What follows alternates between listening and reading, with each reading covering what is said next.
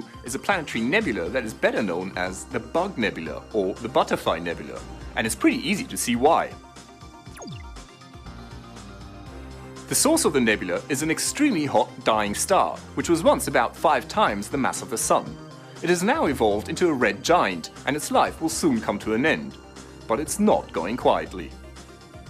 The improvement in resolution provided by WIFC-3 is clear, but this new image reveals so much more.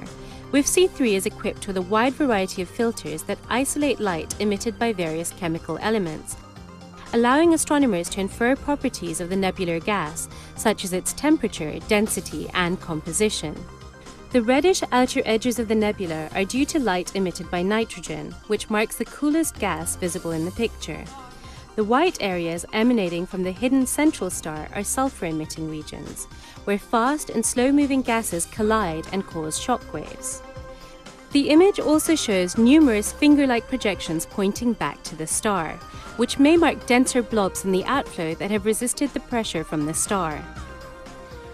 Hubble's newly repaired Advanced Camera for Surveys has eyed a fascinating galaxy cluster called Abell 370. This is one of the places in the universe where Einstein's theory of general relativity really comes to life. The image captures the phenomenon of gravitational lensing. If you have a galaxy that sits behind a really massive object like a galaxy cluster, then the light from that background galaxy gets bent by the gravitational pull of the foreground cluster as the light passes the cluster.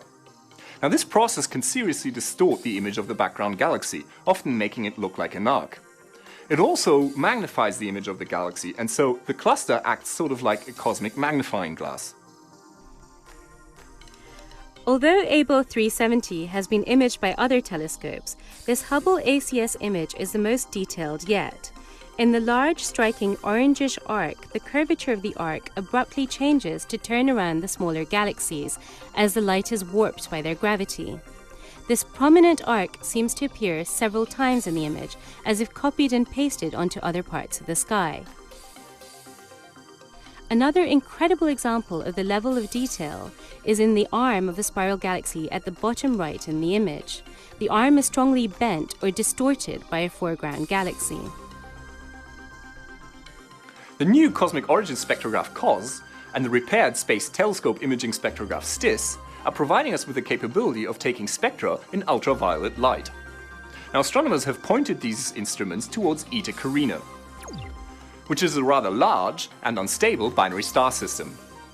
Now this pair of stars has a tendency towards violent outbursts, and astronomers have used COS and STIS to identify some of the elements in the material that is forcefully being ejected by this duo. Hubble also captured the aftermath of the death of a massive star in the Large Magellanic Cloud, an irregular galaxy close to our own Milky Way.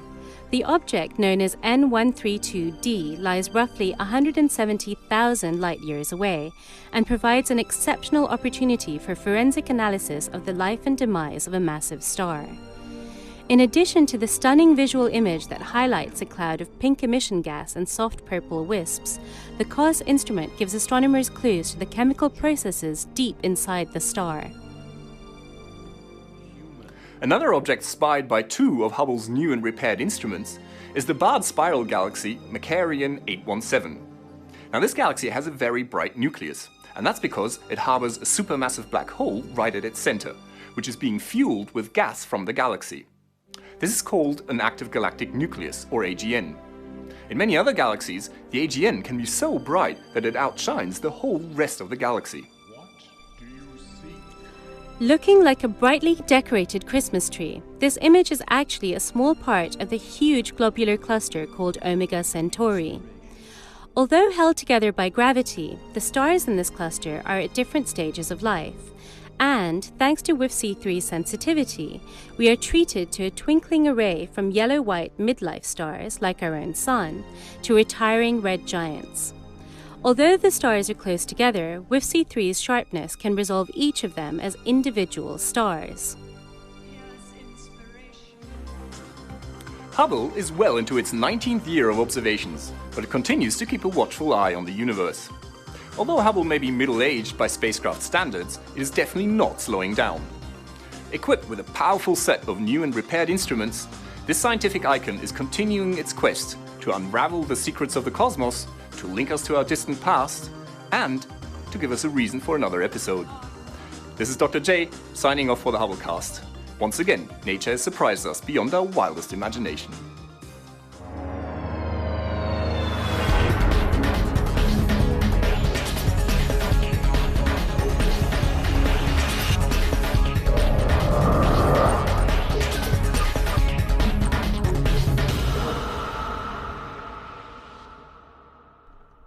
Now that you've caught up with Hubble, make sure to get the latest from the ground too. The ESOcast highlights the best of the European Southern Observatory and its powerful telescopes that observe from high in the Chilean Andes, at the Southern Hemisphere's best-known sites for astronomical observations.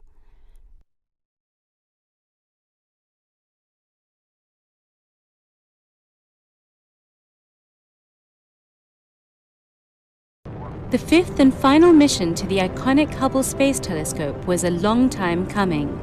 After delay in the fall of 2008, spring brought new hope, and on 11th May, the 7 Space Shuttle crew members headed for the mission of a lifetime.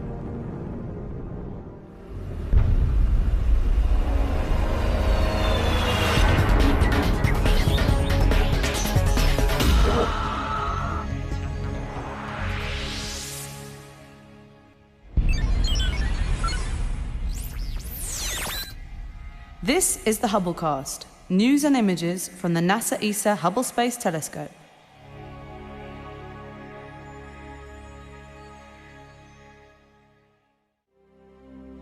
At 19 years old, Hubble is the veteran of space telescopes.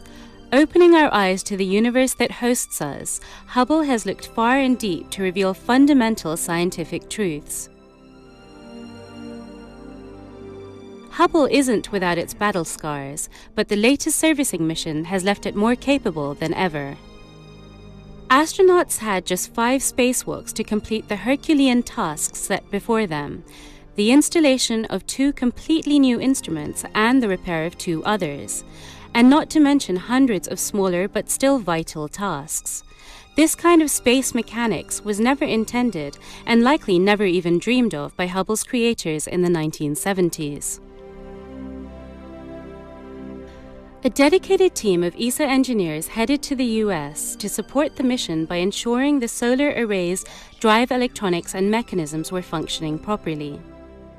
The very lifeblood of Hubble, the panels, must be monitored constantly so that astronauts can do the work that they need to do while avoiding damage to the panels themselves. But before anyone could support the mission, it first had to get off the ground. A bright, clear and powerfully hot morning with very few clouds looked promising for an on-time departure. Invited guests, scientists and engineers and the press gathered across Kennedy Space Center to watch Space Shuttle Atlantis rise with the hope of rejuvenating Hubble. 4, 3, 2, 1, and liftoff. At 20:01 on May 11, Atlantis roared off the launch pad and into the sky on its way to its historic rendezvous. After Atlantis was safely in the air and all that was left was its trail of smoke, the ESA Hubble Space Telescope team moved north to NASA's Goddard Space Flight Center in Maryland, where engineers there man the STOC, the Space Telescope Operations Control Center. There, the ESA team worked closely with the Goddard team to ensure both the safety of spacewalking astronauts and the solar panels. Astronauts put in over 36 hours of spacewalks during the 13-day mission. The workhorse WIFPIC 2 camera was replaced by its more powerful descendant, the WIF-C 3 or Wide Field Camera 3. WIF-C 3 will greatly enhance the observational capabilities of Hubble, providing enhanced field of view and broader waveband. Removing a refrigerator-sized instrument is no small task. Astronauts John Grunsfeld and Andrew Feustel removed Hubble's COSTAR package that was no longer needed to make way for the new Cosmic Origin Spectrograph, COS.